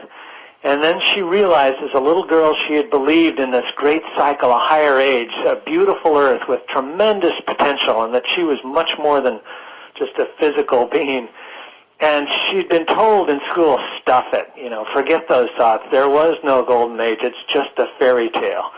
And when she realized that there's a scientific reason for a rise and fall of the ages, and that a lot of this myth and folklore about a long-lost higher age may be true, it was just a cathartic release for her. Her intuition as a human being, a little girl believing in a magnificent history, was okay. She wasn't stupid. She wasn't deranged or anything. And I think when we remember, that's two words, remember, when we remember our past, we can really begin to build a more beautiful future. Yeah, that's exactly what I also assert. Now, give us some of your websites where we can find out more information about you and your research. Sure. Our main research website is the Binary Research Institute, and that we post things about the solar system and the sort of mechanics of this cycle a little bit. But I would encourage people just to go to cpaconline.com, cpakonline.com, because you can read about, a little bit of my work, a little bit about some of the other scientists. This is really a collective process, a bunch of archaeologists, anthropologists, astronomers, people that are sort of going out on the fringe a little bit. We're all trying to figure out how this rise and fall of the ages works and what it means for us. So I tell people to go to feedback. Of course, the fringes are where the discoveries in the past have happened. And let me just chime in here about the CPAC conference. This is, Walter's being modest here. The group of people presenting at this conference are unbelievable. They are some of the most inspiring people that I've come in contact with. And coming in contact with Walter's work has led me to some of these others. It is no joke. This is, if you really want to know what's perhaps some of the best information we know currently about our reality, I would suggest CPAC and its members is where you should look. And I definitely am going to be at the conference this year as a guest, just to listen in and learn. So tell us about where we can find Lost Star of Myth and Time to purchase. Probably the easiest way is just go to Amazon. So it's Lost Star of Myth and Time. You can either Google on that or Google on my name, Walter Cruttenden, Lost Star, and that'll probably take you there. And they have pretty good deals at Amazon.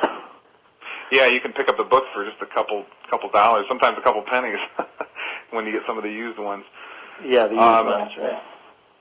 Okay, well, great, Walter. We're really honored to have had you on the show here. This radio show is only the 12th show, but I'm pretty determined to make this a screaming sensation. It's already getting some pretty good traffic due to a lot of accolades and endorsements I've gotten from people like Alex Jones and Dr. Bill Deagle, and there's been some things by Jeff Rentz and so forth. So this show will be in the archives at antimatterradio.com or bbsradio.com from now on.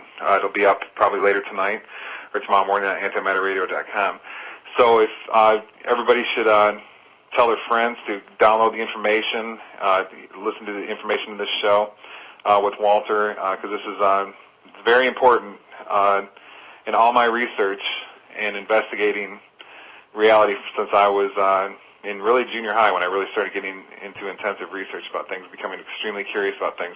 This is some of the best information I've ever come across. So if my word is anything to you, this is a very important radio show which everybody should know about and everybody should listen to. Your book, Walter, Lost Star, really should be, I think, a college textbook.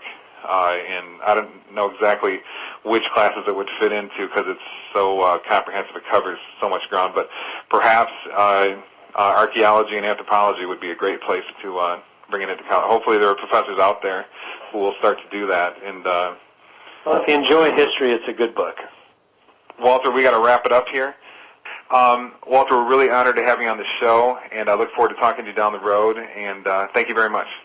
Thank you, Jeff. Talk to you soon, and we'll exchange some names for other guests for you. Okay. Bye-bye. Okay, great. Thank you, everybody, for listening to this edition of the Antimatter Radio Show. Don't forget to listen next week. We're going to have James Nineheis, author of Ice Age Civilizations, on the show. That's going to be unbelievable. And as usual, with the show, you get some of the most earth-shattering, incredible information you're going to find anywhere. We're really on a mission in this show to get to the bottom of things as best we possibly can. And I think today's show is a great example of that. So don't miss next week, and definitely share the information about this show with everybody you know, and go to the websites for the show, abstractatom.com or antimatterradio.com. You can buy Walter's book.